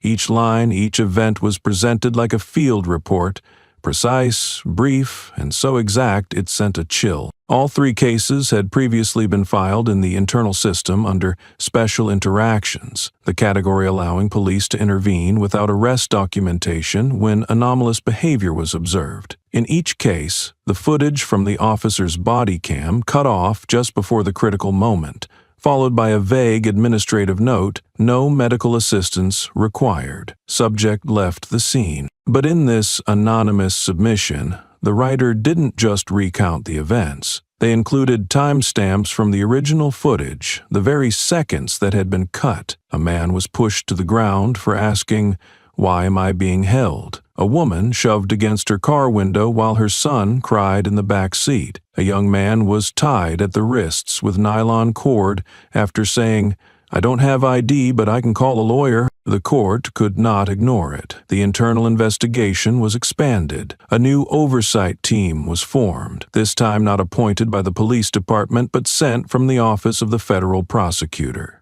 Among the names on the list was one not particularly known, a young investigator named Lyle Demps, 29 years old, recently transferred from a special branch of the Department of Justice. What no one knew was that 5 years earlier, Lyle had been a senior sociology student attending a community workshop led by Marcus. That day, Marcus lectured on the language of avoidance in administrative documentation. During that session, Marcus posed a question Lyle never forgot. Why do faulty reports always say resolved on site instead of telling us what happened? Lyle didn't reach out beforehand. He didn't request documents. He didn't send a summons or arrange a formal visit.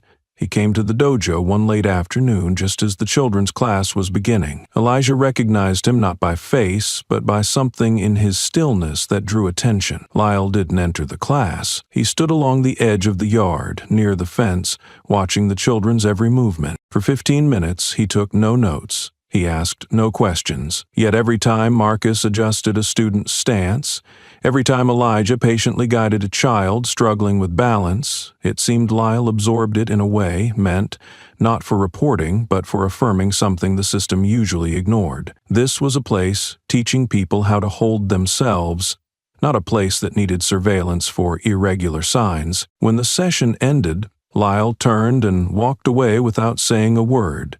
But Elijah watched him go, not with suspicion and not to confirm identity. He simply understood. The man had come not to evaluate, but to witness something he had once learned from a teacher who had never been invited to the official classroom. And from that quiet step forward, the investigation shifted away from individual accountability. It became a reopening of what had once been cut, not due to lack of proof, but because no one had preserved the final seconds. This time, someone stayed to watch all the way through, and that was enough to begin again, from the exact place it had once been interrupted. Before leaving the dojo that afternoon, Lyle Demps didn't speak with Elijah or Marcus. He walked around the back of the building, where an old wooden bench sat under the eaves. Next to it was a small desk, often used for students to write reflections after class. He took a blank sheet of paper from the drawer, wrote a few lines, folded it in half, placed it on the bench, and left without looking back. When Marcus locked the gate, he saw the note. No name, just neat black ink. "I'll do my part. If anyone asks, you never met me." He folded it, pocketed it, and looked toward the empty road where Lyle had gone. No need for answers. It wasn't a promise, just a choice made. In their world, leaving a trace without reply meant it was decided. Lyle didn't need advice. He came to remind himself that the right thing still mattered. What came next was his to carry. That same week, in a back room at the public library, 3 high school seniors who once trained at the dojo launched a project called The Untold Record. They didn't want essays or petitions. They wanted a space for people to share moments of being stopped without cause. They set up a plain website. No banners, no logos, just one line. If you've ever been stopped for no clear reason, you're not alone. People wrote in. No format, no proof, just stories. In the first week, over 100 were posted. Some a few lines, others long. A student was forced to the ground for jogging in a hoodie. A mother was questioned for taking her son to school because they had different last names. A boy's backpack was searched in front of his friends because someone said, "You looked like you were hiding something." Elijah found out when a student showed him a printed post by his mother. He read it, folded it, and said, "If she wants to keep writing, tell her not to hold back." The boy nodded, not because he felt right, but because now he knew his family's story wasn't alone. Marcus heard about the site at a parent meeting. A father stood up and said, "I blamed my son for not reacting fast enough, until I realized I once did the same thing, but I'm a different color." The room fell silent. That was enough. What cameras missed, what reports erased, what hearings ignored was now being told through quiet voices. Piece by piece, the stories made a mirror. No face stood out, but everyone saw the path. This time someone had stepped in, not to speak for everyone, but to help stop it from repeating. That afternoon, the dojo opened as usual, calm and unremarkable. Outside the gate stood an elderly woman in a worn dress and faded canvas shoes, clutching a mesh bag with a lunchbox and water. She lingered long before the bulletin board, scanning each line as if searching for a name. When Marcus approached, she smiled softly and said, "I'm not here to learn martial arts. I came to share something no one wants to hear." Marcus led her to the usual visitor's seat in the courtyard. She sat quietly, eyes watching the children warm up, not with fear, but carrying a weight of memories. After a pause, she spoke. "I saw Garrett Cole kick a boy into a drainage ditch behind the old bus stop on 11th Avenue. The boy stood silent, watching. Then Cole said he was hiding something in that silence and kicked him." Marcus asked if she remembered the date. She shook her head. "No, I didn't have a calendar or pen, but that day was the only time I wished I could record a video, because no one believed me afterward. I told 2 people. Both said, 'Maybe you're mistaken.'" Marcus leaned back, feeling the weight of her words. Not just regret, but a reflection of how society forces witnesses to doubt their memories without proof. Later, Elijah heard the story from Marcus in the dojo kitchen. He stood quietly, then messaged a trusted contact in the police digital unit, the same one who had helped verify dashcam footage before. His message was brief. "Any footage near the old 11th Avenue bus stop, mid-Feb 3 years ago?" No reply came immediately.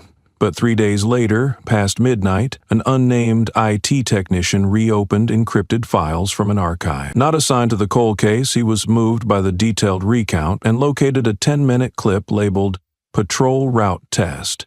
Never filed in any report. The video began blurry, shot from a tilted angle of a parking lot. The bus stop appeared in the corner, where a teenage boy in gray stood still. A police car arrived silently. Garrett Cole stepped out, said nothing, then kicked the boy in the abdomen, sending him falling into the ditch. The boy curled, clutching his stomach, seeking shade reflexively. Cole turned away without looking back. The camera kept recording for minutes, then stopped. No report ever accompanied this footage. The technician quietly saved an unedited copy and sent it to the special investigation team with a message. "Not sure I'm authorized to send this, but I know someone needs to see it." From a story nearly forgotten, a video was recovered. It couldn't undo the years of suspicion the elderly woman had endured, but this time no one said she was wrong. And to Marcus, That was the first definition of justice, not when someone is convicted, but when a witness is fully heard, even 3 years later,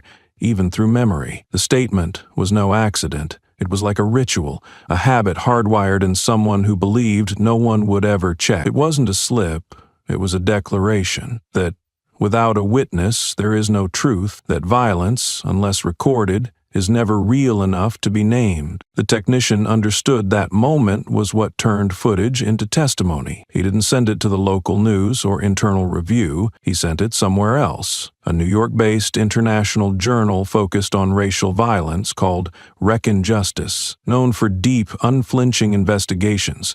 They received the clip with a note. "I can't guarantee this is legal to share. But if it's buried again, I'm not sure I believe in any system at all." In less than 2 days, Reckon Justice responded. They verified the clip, confirmed the source, and contacted a civil rights legal team to ensure it stayed online until publication. Within a week, the video appeared in a special feature with an article analyzing systemic repeated behavior that goes undocumented. Elijah wasn't interviewed.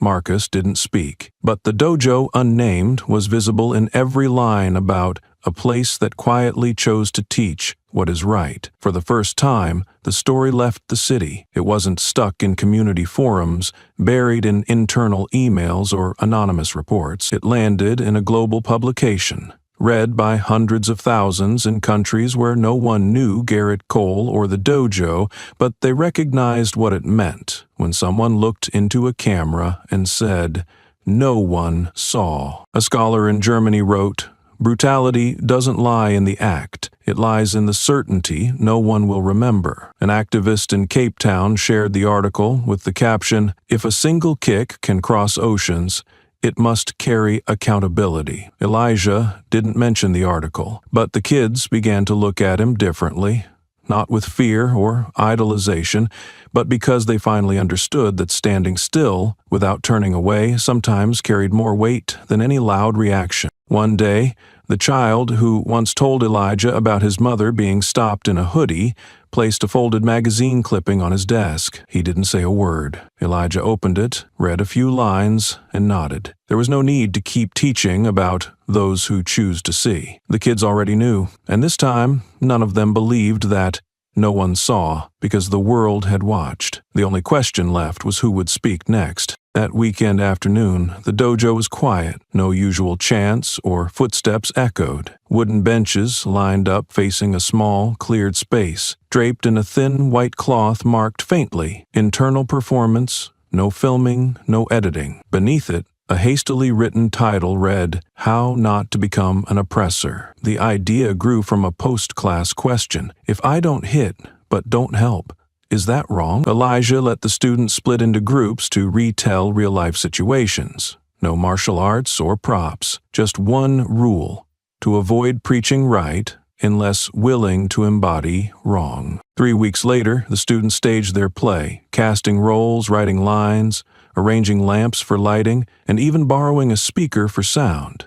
No martial arts practiced that day, but inner balance was tested deeply. Parents filled the dojo, including some who'd opposed Elijah's methods, demanding no social issues in martial arts. Yet they all came, drawn perhaps by curiosity or their children's request. "Mom, come watch, but don't record. I just want you to see." The performance opened with a boy repeatedly questioned in a schoolyard for looking different. He said nothing, resisted no one, and didn't flee. Surrounding him, students played passers-by, people turning away, and someone holding a phone but not calling. No dialogue filled 7 minutes. Only footsteps and avoided eyes. In a later scene, one student stood still, saying simply, "I don't know who's right, but I won't leave until the other is treated fairly." That line stilled many adults. No anger, no demand, just presence. And that alone unsettled them deeply. A mother, once opposed to her son's dojo attendance, wiped tears, seeing him on stage as the one who chooses to watch. He spoke no words, only watched injustice pass silently. His eyes held no blame or invitation, only the bare light of silent adults called avoiding trouble. At the end, students formed a circle,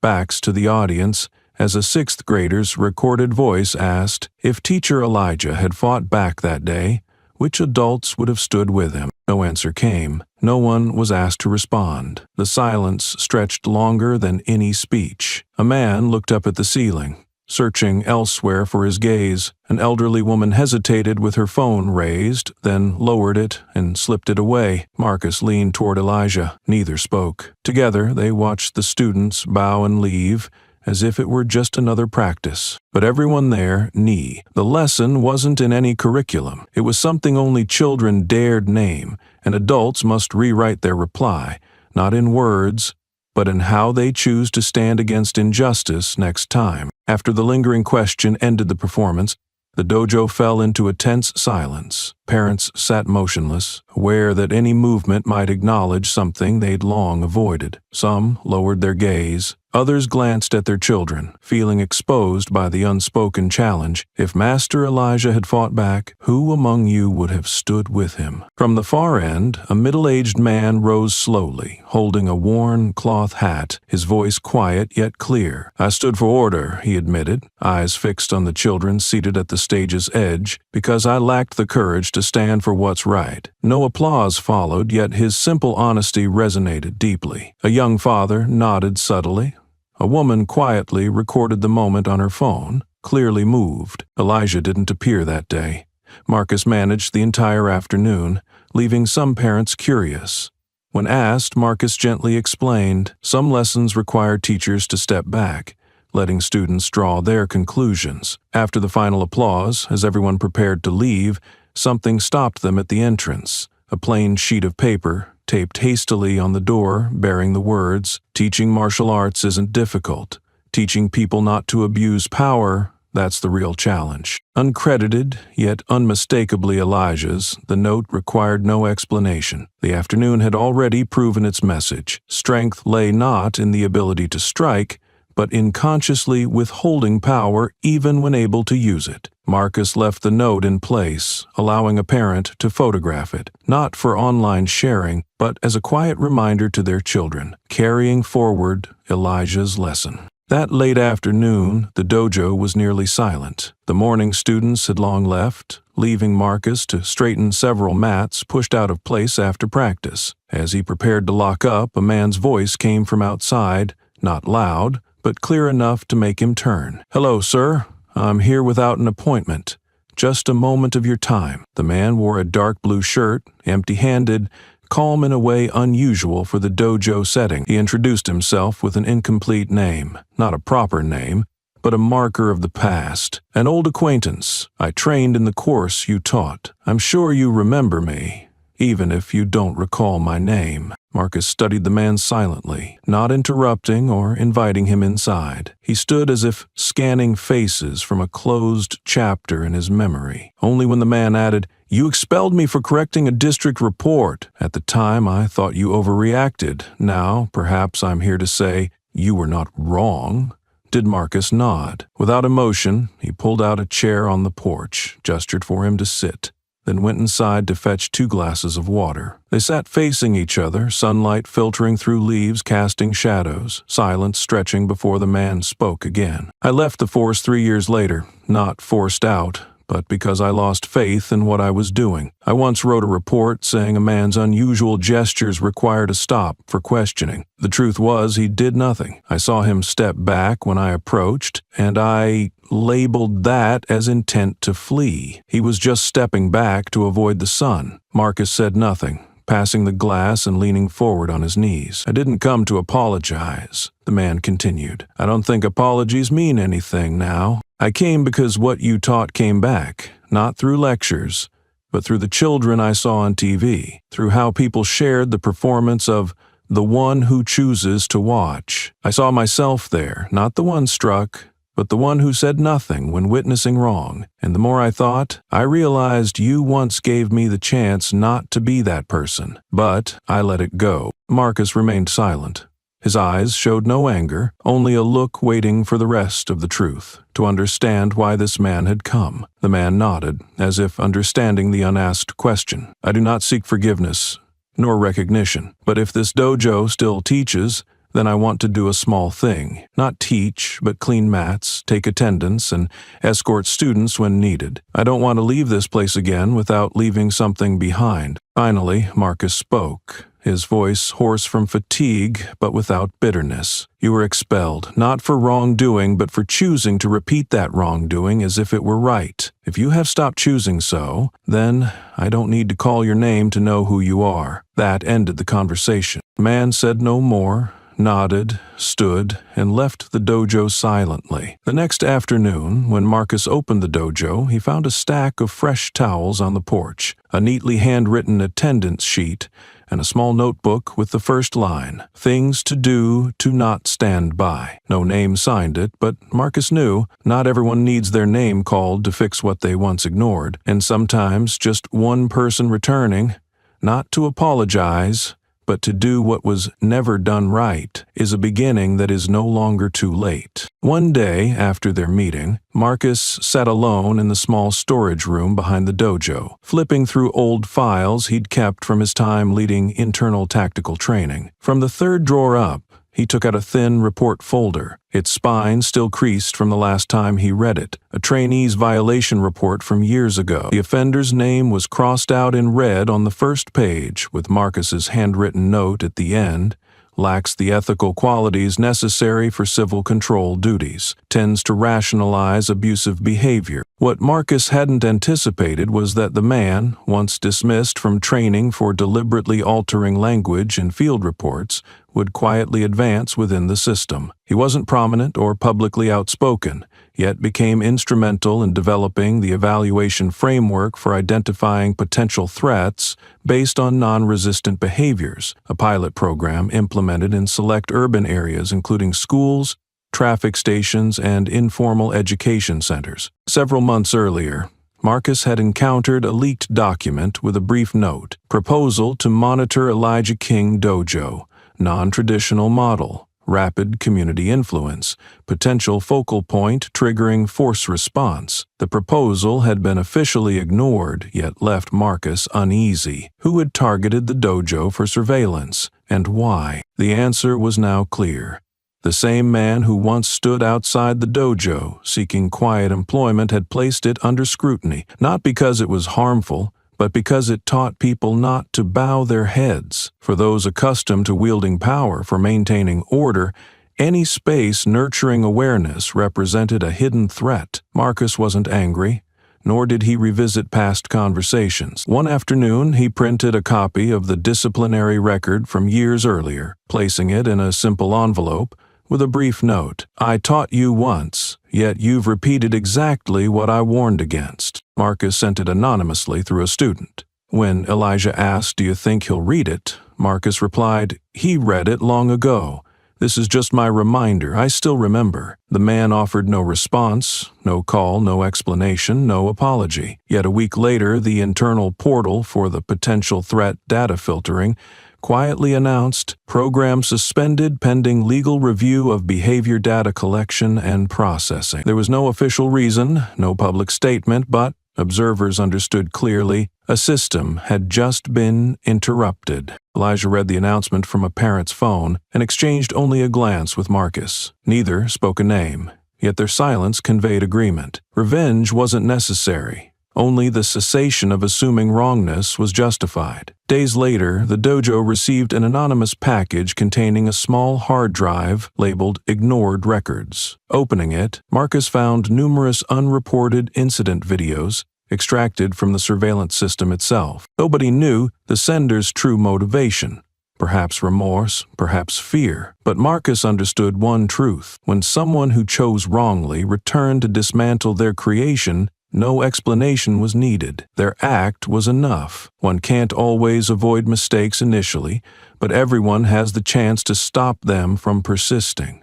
And for the dojo, that was victory enough, quiet yet irreversible. Elijah King's nomination to the State Human Rights Advisory Council was expected. After all that had happened, he had become an unofficial symbol of quiet resistance, a man who spoke little about justice, but whose actions forced the system to rethink its meaning. The official letter arrived at the dojo on a Monday morning, sealed and accompanied by a handwritten note from the governor's office. Elijah read it carefully, said nothing, and quietly stored it away in his bookshelf drawer, where he kept things that needed no explanation. An older student, learning of the nomination from his journalist father, asked Elijah after class, "Why won't you accept? They need you to change decisions." Elijah folded his gi and replied slowly, eyes on the mats, "If they listen only when I'm famous, they're not listening. I won't take a seat where my value depends on others' approval." The student said nothing, but seemed to grasp that sometimes refusing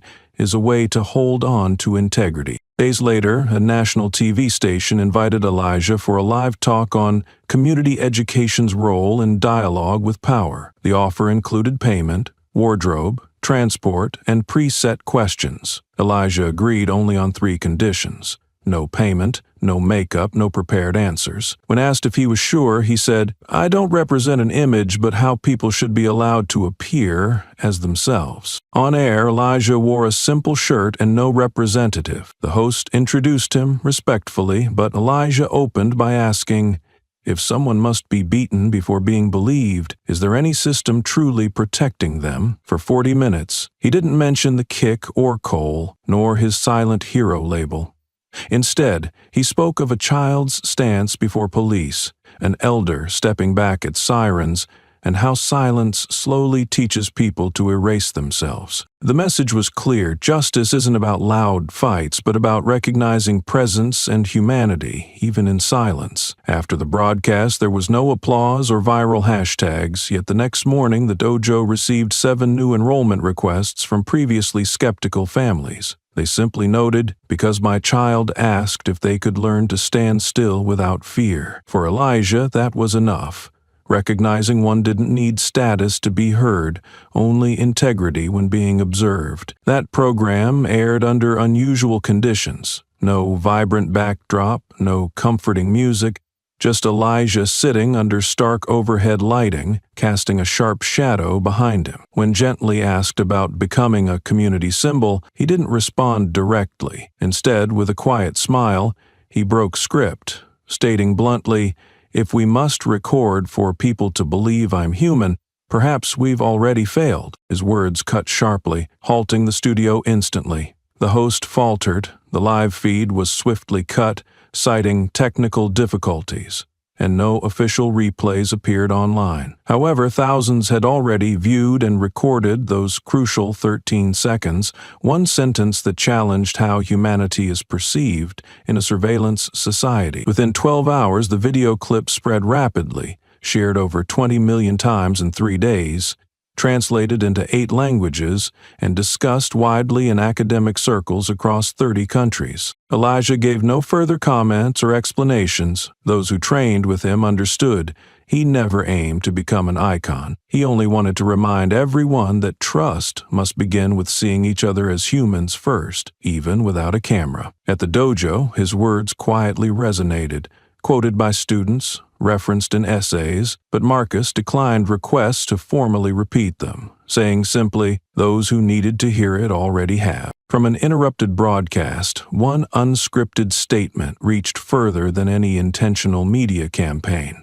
Not because it was clever, but because it was truthful. Sometimes a single honest sentence, delivered at precisely the right moment, can permanently prevent an entire system from turning away again. At the farthest edge inside the dojo, among neat rows of mats, lay a small, darker, well-worn mat set slightly off to the side. No one ever used it during practice nor mentioned it. Curious new students sometimes tried to sit there but were gently pulled away without explanation. One day, a student asked Marcus, who was tidying that spot, "Teacher, why doesn't anyone use that mat?" Marcus wiped his hands and replied simply, "It's for those not yet ready to apologize." His calm answer wasn't judgmental. It acknowledged that some journeys don't begin with forgiveness, but with silence in the right place. Since then, every student glanced briefly at that mat upon entering. as if reminding themselves some seats aren't for sitting but to hold space for those figuring out how to return. One damp afternoon, just after the younger class ended and rain left the yard wet with doors ajar,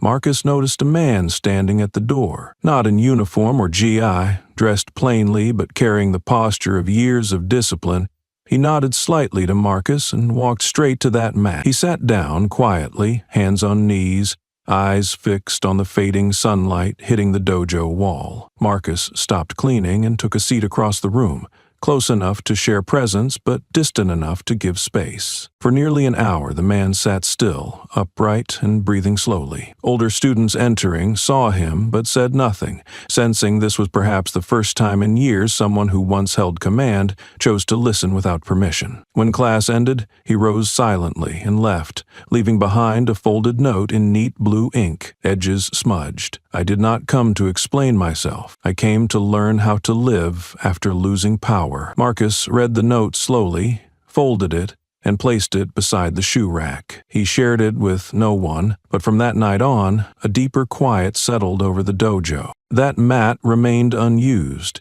Yet, since that day, some adults began coming, not to train or ask about classes, but simply to sit in the back row. They sought no explanations, only watched children focus on breath and balance, quietly wondering if they had ever truly learned that before they learned to command. Not everyone starts over with an apology, but everyone deserves a place to relearn if they dare to sit down without excuse. The mat, once overlooked, became a quiet beacon. Almost every afternoon someone would enter not for lessons or schedules, but to quietly sit there, as if waiting a long time to see if that seat was real. They needed no introductions. Officials, security guards, parents, and unknown faces alike entered without question. Anyone who looked at the mat was quietly allowed to sit. Marcus nodded. Elijah watched from afar, ensuring their choice was to truly begin anew, not just rest. One rainy day, an elderly woman came in, left wet shoes outside, sat trembling, and left silently after bowing deeply.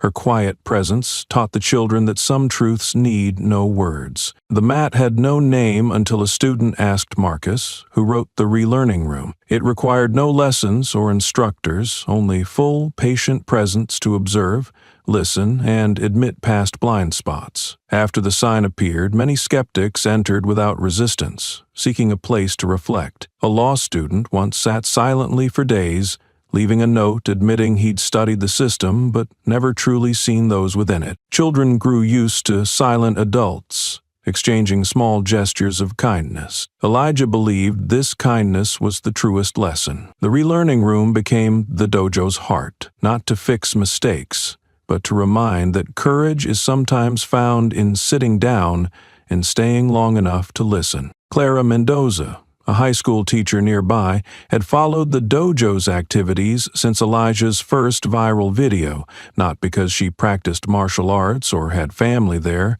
but because she was drawn to how a physical training space became one for learning nonviolent resistance. In her civics class, Clara showed a clip of the dojo's students' performance with the line, "If Teacher Elijah had fought back, who among the adults would stand with him?" She didn't give conclusions, only asked, "What makes us see someone as dangerous?" The class was quiet and thoughtful. Some students shared stories of fear and suspicion without anger or defiance. But days later, Clara was summoned by the school after a parent's lawsuit accused her of damaging law enforcement's image, spreading doubt in public safety, and violating traditional moral education. The case drew sharp media debate but was dismissed in court for lack of grounds. Still, the principal quietly resigned, leaving only a carved plaque at the school entrance. If truth cannot be taught, school is just memorization. Students shared the plaque online, sparking questions about learning silence as resistance.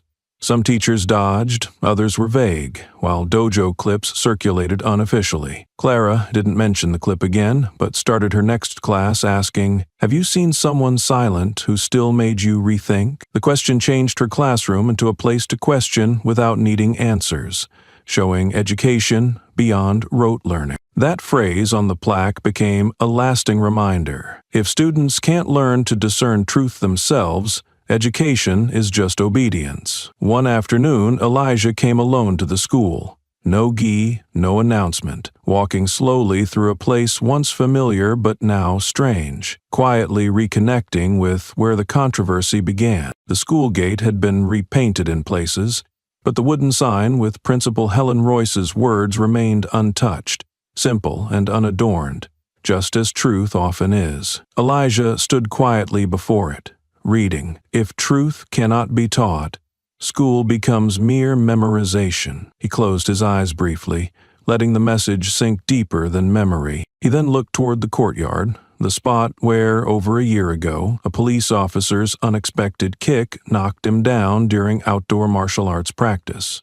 Though no cameras caught it clearly, the children's stunned, clear-eyed looks from that day stayed vivid in memories. Elijah silently approached the exact brick where the kick landed, removed his worn black shoes, and placed them neatly with toes inward, not to wear, but to remind. Nearby, a small, unsigned inscription carved by students read, "Some kicks leave no wounds, but force a whole society to relearn how to walk." No applause or speeches followed, yet Elijah's presence, the shoes, and the inscription formed a silent lesson, without teachers or books, that made moving forward impossible as before. When a student asked who left the shoes, her mother said, "Someone who was beaten but answered only with presence." The shoes remain there, reminding all that sometimes changing a system means stopping where you fell and leaving behind something undeniable. A few years after leaving the dojo, a former student named Jalen Moore began a job he never expected, teaching martial arts to children with autism. He never pursued competition, nor earned official coaching certification. But when a special education center in the neighborhood sought someone to teach basic motor skills to children with special needs, Jalen walked into the first meeting with no resume, only a question. "I don't have a formal curriculum, but if these kids just need someone patient, may I try?" The center had low expectations. They had hired professional coaches, designed standard exercises, and applied various physical and cognitive therapies, but mostly failed because of fundamentals. The kids were unused to judgmental gazes, couldn't handle strict commands, and disliked anyone getting too close without permission. Jalen started with the simplest thing, breathe. In the first session, he asked nothing of them. He sat on the floor, level with the kids, hands on his knees, eyes not fixed on anyone, but gently scanning each face with presence. Then he said softly, like telling a story, "Now, if you want to sit still, then sit. If you want to lie down, that's fine too. We just breathe together. That's all." 30 minutes passed with no demands. Yet one child, who usually kept her head down, looked up at Jalen. Another silently pulled a chair closer and began copying his hand posture. Jalen taught no lessons, shared no touching stories, and never mentioned the dojo or Elijah. He taught by being present, the skill he had learned not through lectures but by watching how others maintain balance when no one expects it. He didn't teach strikes. He taught awareness of breath. He showed that a slow step can be enough if you know where you're going. Most of all, he taught with an unhurried gaze, one that doesn't expect instant understanding but makes the other not want to look away. When the center's principal was asked about his qualifications, she smiled. "He can keep kids in a room without fear of doing wrong. I think that's the greatest certification." After class, a parent saw Jalen cleaning mats and approached. "Where did you learn this? Teaching like this isn't like other classes." Jalen stood, wiped his hands on his shirt, smiled, and answered simply, "At a place where standing still is a skill." The father wanted to ask more, but stopped, sensing in Jalen's calm yet firm stance that this place needs no name or address.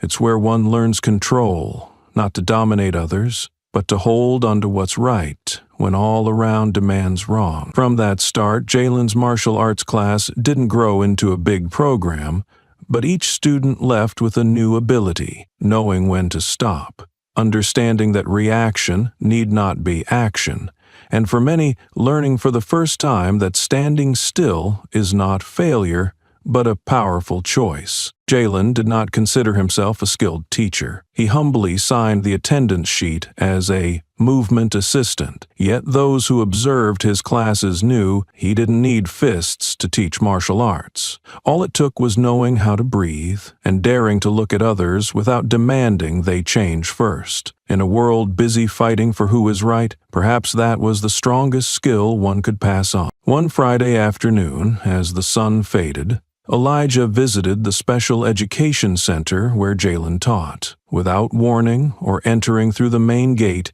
he slipped through a side path by the fence, stood quietly on the porch, then knocked lightly 3 times. The guard, not recognizing him, opened the door without objection. Elijah smiled, nodded, and entered silently. The class was winding down.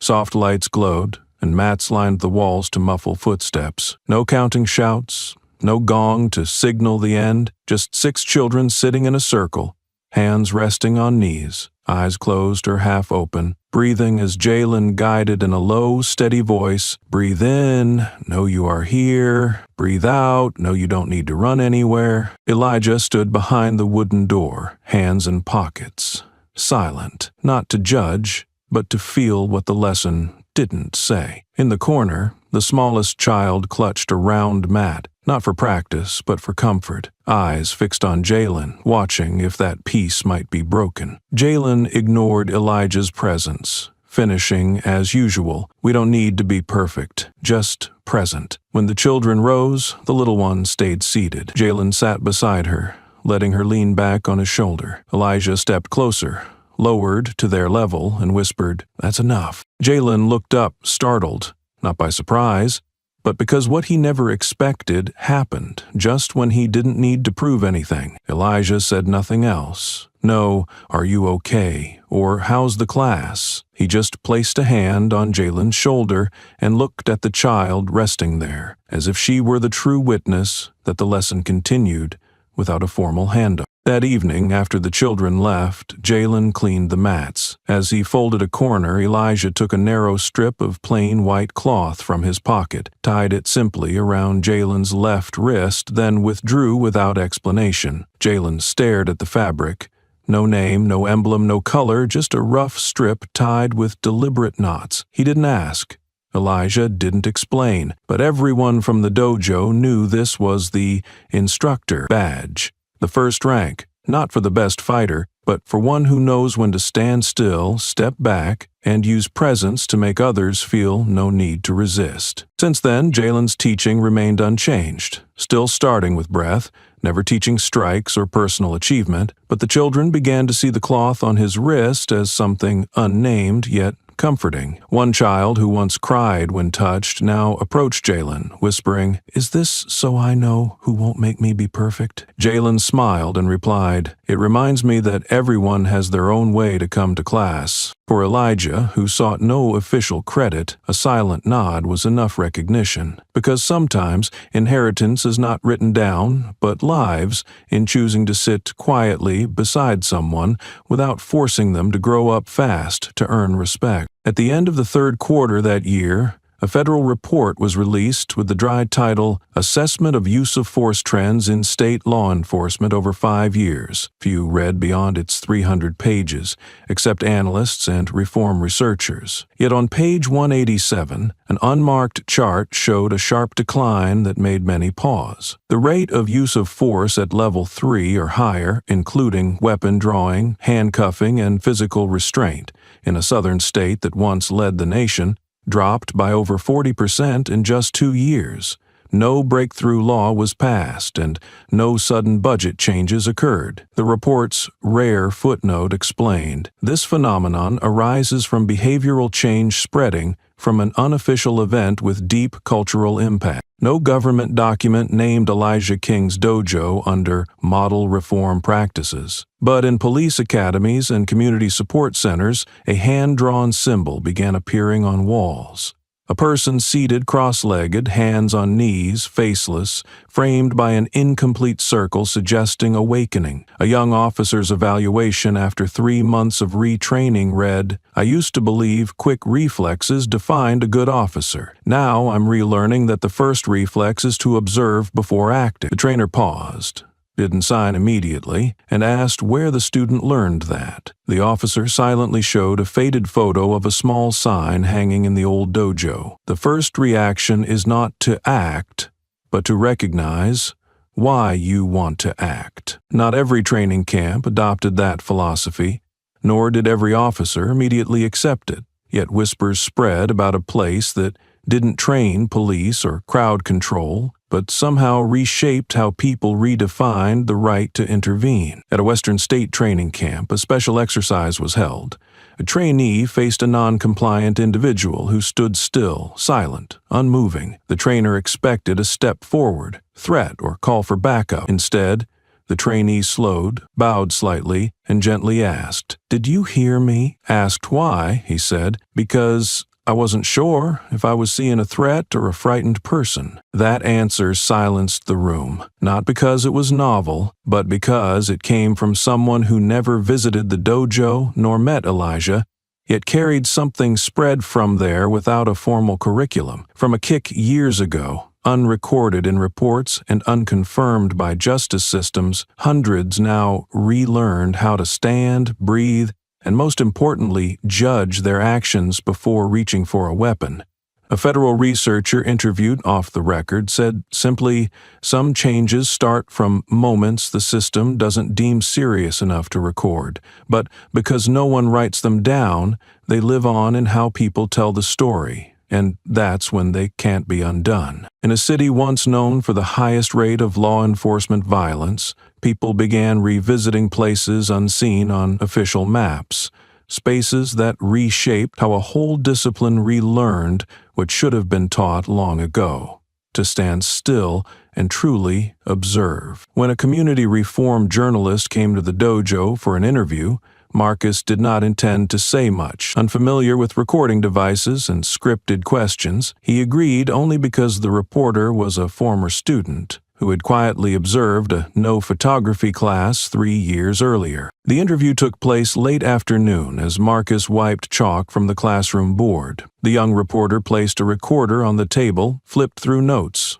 then asked simply, "What do you consider the greatest success of this dojo?" Marcus set down his cloth, gazed toward the sunlit courtyard where beams filtered through wooden slats onto stone tiles, and replied thoughtfully, "It's when my students no longer ask, 'Should I strike or not?'" The answer made the reporter pause, pen still. After a moment, he gently asked off-screen, "You mean you teach them how not to strike?" Marcus shook his head, meeting the reporter's eyes. "I teach them when they don't have to become attackers, even when attacked." The room fell into rare silence.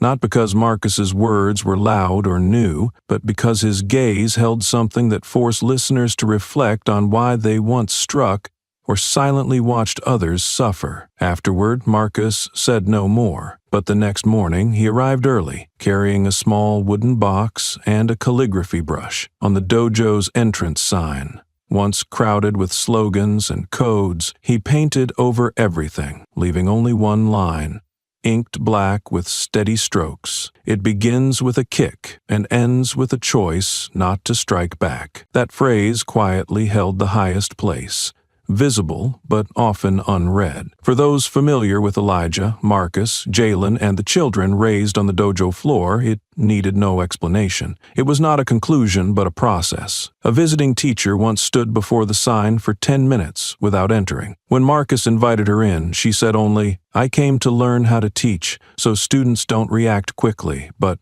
know when not reacting is strength." Marcus nodded slightly, as Elijah did when students passed tests not with forceful moves, but steady eyes. Since then, the sign remains unchanged. All slogans and announcements moved to the right side, leaving the left empty, a silent tribute to what the dojo needs not say aloud. Passers-by, readers, and photographers all took something away, not in documents, but in the gentle touch of an old question. If I were struck that day, what would I do? The dojo, once threatened with closure for inciting social unrest, became the first place young officers came to relearn, not to fight, but to know when not to use force. It begins with a kick. It ends with someone choosing not to strike back.